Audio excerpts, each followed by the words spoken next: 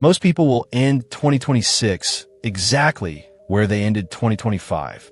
Not because of bad luck, not because of low income, not because the economy was cruel to them, though they will absolutely blame the economy.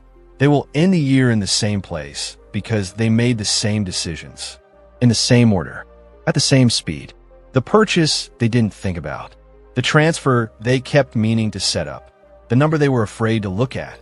Here is the uncomfortable part. Those aren't big decisions.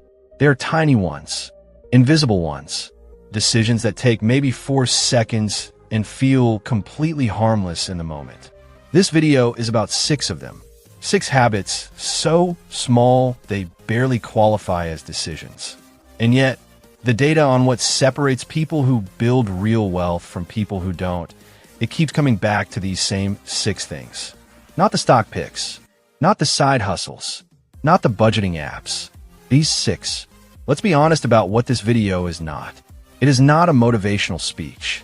It is not permission to feel good about where you are. It is a calm, slightly uncomfortable look at the mechanisms behind why most financial advice fails and why these specific habits don't. You need to understand something about where we are right now. Between 2020 and 2022, money was essentially free. Interest rates were near zero. Debt was cheap. Savings accounts paid you almost nothing to hold cash. Spending felt rational because inflation was eating it anyway. The whole financial environment rewarded consumption and punished patience. That environment is gone. We are now in a period where holding cash actually yields something, where debt carries a real cost, where the gap between people who have capital working for them and people who don't, that gap is widening faster than at almost any point in recent memory. A 2024 Federal Reserve report found that the top 10% of Americans by wealth now hold roughly 67% of all household wealth. And the mechanism widening that gap is not income. It is behavior. It is what people do between paychecks. The habits we are about to discuss are not new ideas. Some of them have existed in behavioral economics literature for decades. But 2026 is the year where the math behind them becomes especially sharp because the cost of not doing them has never been higher. Habit 1. The 48-hour friction rule. Here is how impulse spending actually works inside your brain. You see something, your brain releases a small hit of dopamine in anticipation of having it. That anticipation, not the object itself, is what drives the purchase. The item is almost irrelevant. The feeling is everything. Behavioral economists at Cornell ran a study measuring the gap between what people thought a purchase would make them feel versus what it actually made them feel 6 weeks later. The gap was enormous. The anticipation was always better than the reality. The 48-hour friction rule is brutally simple. Before any non-essential purchase over a threshold you set, say 3,000 rupees, $50, whatever makes sense for your life, you wait 48 hours. You do not put it in your cart. You write it on a list. You come back to it. Research consistently shows that somewhere between 60 and 80% of impulse purchases vanish when a delay is introduced. Not because the item stops being available, because the dopamine hit fades. And what is left after 48 hours is the real question. Do I actually want this thing? Most of the time, the answer is no. Habit 2. Automate before you see it. The single biggest flaw in traditional savings advice is that it treats willpower as a financial resource. Save what is left at the end of the month, they said. It is excellent advice that fails almost completely because there is almost never anything left at the end of the month. Money that sits in a checking account does not stay there. It gets spent, not through recklessness, through the slow gravitational pull of available money toward any available reason to spend it. The habit is to automate a transfer to savings, to an index fund, to a recurring investment on the same day your income arrives. Before you see it, before you can spend it, before your brain registers it as available. Even if the amount is small, even if it is 500 rupees a week, even if it feels laughably insufficient for the retirement you want. The habit of automation is not about the amount. It is about training your financial identity. People who automate savings tend to increase the amount over time. People who save manually tend to decrease it. The psychological term is pre-commitment. You are making a decision before the moment of temptation. And it works in every domain. But in personal finance, it works with a precision that almost nothing else matches. Habit 3. Track net worth, not income. This is the one that quietly changes everything. Most people track income. How much came in? How much went out? Whether there is anything left. But income is a flow.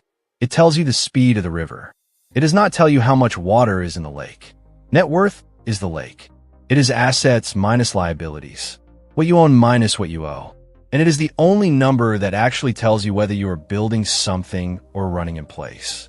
You can earn well and have a net worth that is declining because lifestyle inflation is outpacing earnings or because debt is compounding faster than assets are growing. You can earn modestly and watch your net worth grow steadily each month because the gap between income and spending is going somewhere useful. The habit is monthly. Once a month, 30 minutes, you calculate the number. Assets, liabilities, net worth. You watch it move. When it goes up, even by a little, your brain registers progress. And the compounding effect of monthly awareness, of seeing the number go up and knowing why it went up, is one of the most documented patterns in behavioral finance. You manage what you measure. Everything else is optimism. Habit 4. Know your real hourly rate. This one requires a little math and a little honesty. Take your monthly take-home income. Divide it by the actual number of hours you spend on work, not just clocking hours. Include the commute, the decompression time after you get home, the weekend anxiety, the mental bandwidth spent on work during time you thought was free. Most people find their real hourly rate is significantly lower than they assumed, sometimes startlingly so. Now hold that number against any purchase, not the rupee price, the cost in hours of your actual life. That subscription you forget to cancel, 3 hours of your life, every year for a service you don't use. That daily coffee you buy out of habit instead of genuine desire, maybe one full working day every quarter. This is not an argument against spending. It is an argument for precision. Some things are absolutely worth the hours they cost. The habit is to know the conversion rate before you decide, not after. Habit 5. Go on an information diet. Here is something the financial media does not have a strong incentive to tell you. Most of the news you consume about markets, about the economy, about which sector is about to explode or collapse, most of it is noise. Not false, necessarily, just irrelevant to your timeline, to your portfolio, to your actual financial decisions. Dalbar, the financial research firm, has tracked individual investor returns against market returns for decades. The gap is consistent and depressing. Over a 30-year period ending recently, the S&P 500 returned roughly 10% annually. The average equity fund investor returned less than 4%. The gap is not explained by fees. It is explained by behavior. Investors who consume more financial media tend to react more. They buy when headlines are euphoric. They sell when headlines are catastrophic. The reaction to information is what destroys returns. The habit is deliberate restriction. Limit financial news to 1 session per week, maximum. Unsubscribe from anything that sends you daily alerts about market movements. Replace consumption with one high-quality book per quarter, something that teaches a framework, not a forecast. Less signal, more structure, fewer decisions made in response to noise. Habit 6. The weekly money date. 15 minutes. Once a week. Alone or with a partner. Every week, you look at what came in, what went out, whether anything needs to move, whether anything is off track. You review the automation. You check the net worth calculation. You ask one question: is this week's version of me aligned with what I said I want? That is the entire habit. 15 minutes. No spreadsheet architecture required. No elaborate system. Just regular, recurring contact with your own financial reality. The reason it works is proximity. Financial problems compound in the dark. They grow largest when they are not looked at. The weekly habit does not guarantee perfect decisions. It guarantees that nothing surprising has more than 7 days to grow unnoticed. People who do this report significantly less financial anxiety. Not because their situation is dramatically better, but because uncertainty is replaced by information. Known problems feel smaller than unknown ones. Every time. Now let's look at this with actual numbers, because the narrative alone is not sufficient. Assume someone starts 2026 and implements just 2 of these habits, automating a modest investment and stopping 3 recurring impulse purchases per month.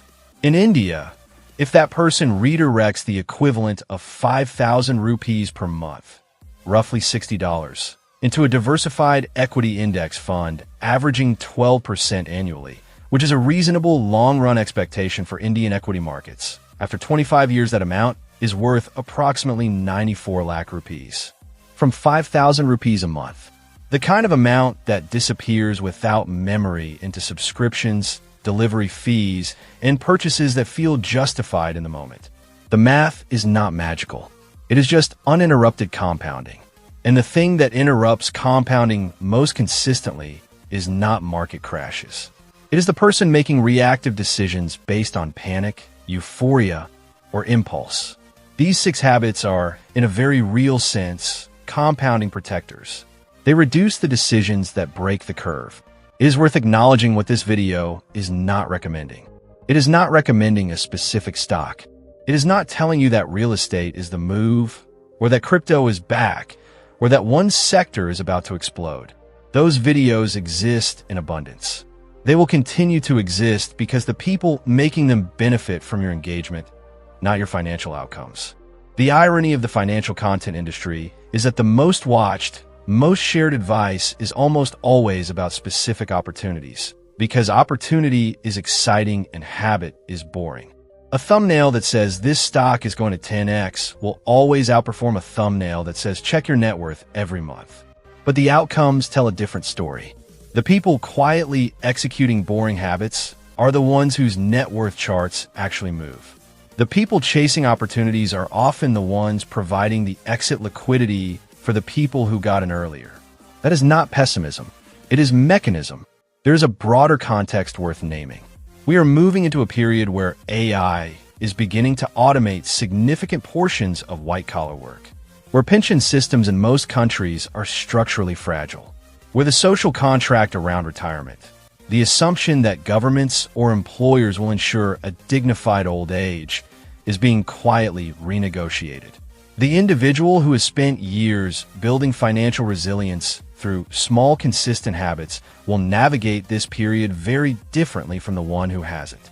This is not alarmism. It is arithmetic. The systems that once absorbed financial irresponsibility, guaranteed employment, government pensions, cheap housing, are under pressure in ways that make individual behavior matter more than it did 20 years ago. 6 habits will not insulate you from every risk. Nothing will, but they change your baseline. They change your options. And in an uncertain environment, options are everything. Here is the question worth sitting with. If the habits are this small and the evidence for them is this consistent, why don't more people do them? Not because they're difficult. We have established they are not. The most credible answer from behavioral science is that humans are extraordinarily good at discounting future benefit against present discomfort. The 48-hour wait is a present discomfort.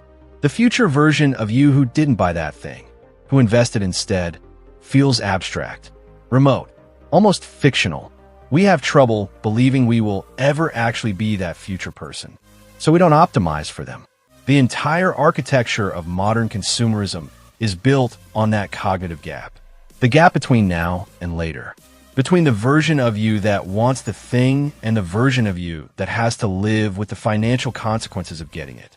6 Habits is a bridge across that gap. A small one, made of 15-minute rituals and automated transfers and deliberately delayed decisions. Whether you cross, it is a question only one version of you gets to decide. And that version is the current one.